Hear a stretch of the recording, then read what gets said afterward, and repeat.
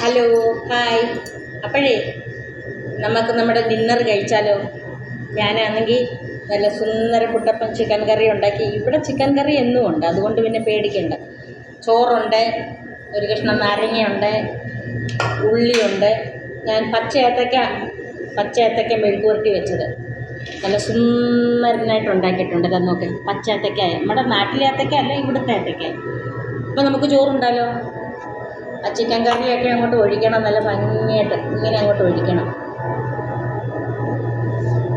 നമ്മുടെ നാട്ടിലുള്ളവരൊക്കെ, വെളിനാട്ടിലൊക്കെ ഇരിക്കുന്നവരൊക്കെ വിചാരിക്കുമായിരിക്കും, ദൈവമേ ഇച്ചിരി കറിയും ചോറും ഇങ്ങനെ കിട്ടിയായിരുന്നെങ്കിലോ എന്നില്ലയോ.